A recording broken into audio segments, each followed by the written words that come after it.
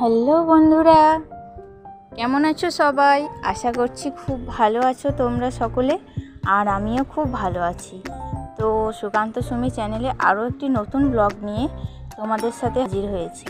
তো এখন বাজে 9টা সকাল, আর এখন থেকে আমি তোমাদের সাথে নিয়ে আমার এই ব্লগটি স্টার্ট করে দিচ্ছি।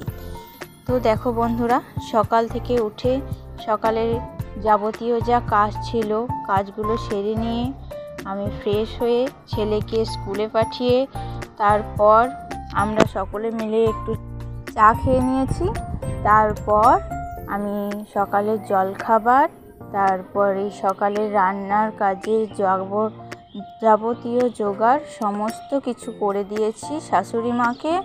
এরপর শাশুড়ি মা রান্নার কাজে চলে গিয়েছে। রান্নাটা শাশুড়ি মাই করে, আমি করি না রান্নাটা। আসলে আমার ছোট ছেলে তো, তাই মা বলে যে রান্না এখন তোকে করতে হবে না, তো আমিই করব। তার জন্য আমার মায় রান্না করছে, আর আমি এদিকে চলে এসেছি আমার বেডরুমটাকে পরিষ্কার করতে। তো বেডরুমটা পরিষ্কার করা আর প্রতিদিন টান করে চাদর পাতা ক্লিন করা, এগুলো না একটা অভ্যাসে পরিণত হয়েছে। যতই বলো, মানুষের অভ্যাস কিন্তু পাল্টানো যায় না, তার মধ্যে কিছু কিছু অভ্যাস থেকেই যায়, কখনো পাল্টানো তাকে সম্ভব হয় না। তো সকাল সকাল দেখেছো যে মানুষের জীবনে প্রতিনিয়তই কত কিছুর প্রয়োজন পড়ে, কত কিছু মেনে চলতে হয়। তো প্রত্যেকের জীবনে কিছু কিছু প্রয়োজন আছে, তো সেই প্রয়োজনগুলো মানুষ কখনো মেটাতে পারে আর কখনো মেটাতে পারে না।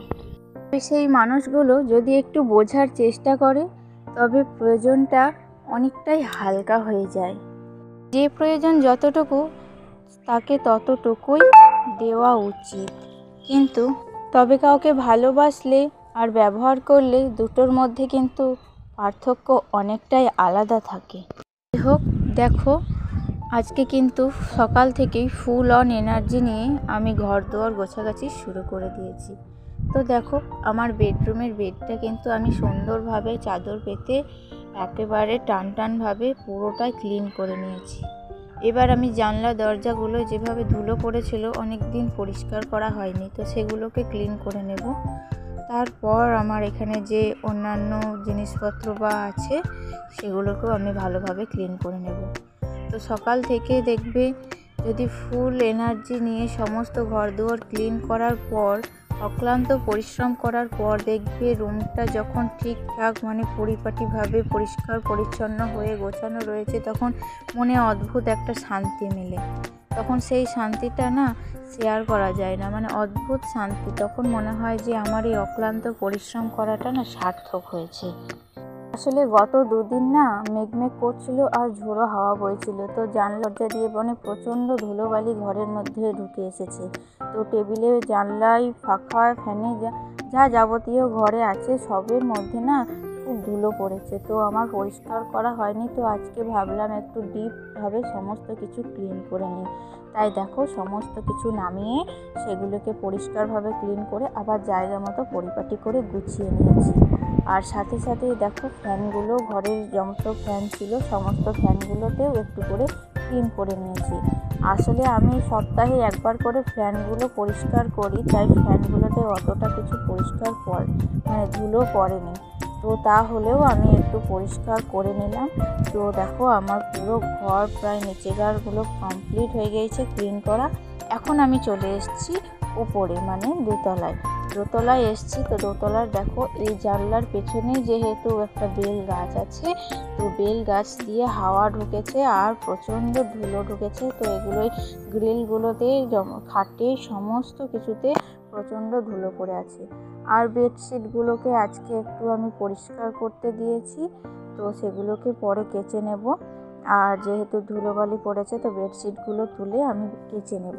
আর এই দেখো, খাটের যে বাটামগুলো, সেগুলোতে প্রচুর ধুলো পড়েছিল, তাই আজ আমি ভালোভাবে সমস্ত কিছু আজ ক্লিন করার জন্য উঠে পড়ে লেগেছি, কি বলবো তোমাদের।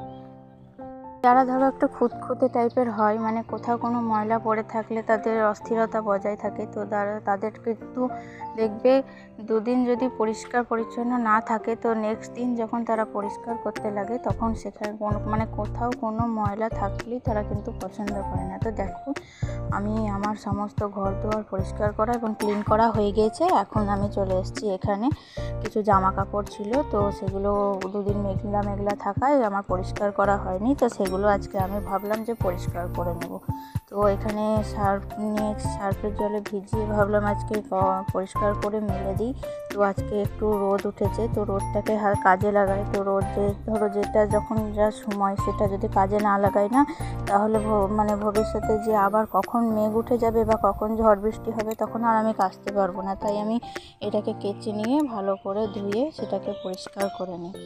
তো একটা কথা কি বলো তো, একটা পরিবারের মধ্যে স্বামী স্ত্রীর মধ্যে স্ট্রং বন্ডিংটাই হচ্ছে আসল। একটা সম্পর্কে বা একটা সংসারে যদি স্বামী স্ত্রী উভয় তাল মিলিয়ে চলতে পারি তবেই কিন্তু একটা সুন্দর সংসার গড়ে তোলা যায়। আর সংসারের মধ্যে পরিবারের প্রত্যেকটা মেম্বারের মধ্যে একটু বোঝাপড়া, একটু অ্যাডজাস্টমেন্ট, একটু আন্ডারস্ট্যান্ডিং, তো সব কিছু মিলিয়ে তাকে গুছিয়ে তাকে মেনটেন করে চলতে হয়। তো পরিবারের প্রত্যেকটা মানুষের প্রতি যদি একটা স্ট্রং বন্ডিং থাকে আর বা তাদের মধ্যে যদি একটা স্ট্রং আন্ডারস্ট্যান্ডিং থাকে তবেই কিন্তু একটা সংসার জীবন সুখের হয়। আর প্রত্যেকটি মানুষেরই এটা মেনে চলা উচিত।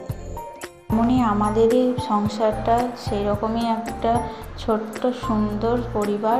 তো আমাদের পরিবারে কেউ কাউরির দিকে আন্ডারস্ট্যান্ডিং না করে চলা নয়, সবাই সবাইকে আন্ডারস্ট্যান্ডিং করে চলে, সবাই সবারটা দেখে, সবারই দিকটা ভেবে চিনতে তারা অ্যাডজাস্টমেন্ট করে আমরা সকলে মিলে থাকি। তো আমরা আমাদের সংসারে কেউ কাউরি নিজের আলাদা বলে কোনো কিছু হয় না, সবাই মিলে আমরা এক নিয়ে একভাবে মিলেমিশে সুন্দরভাবে সংসারে মিলেমিশে থাকি।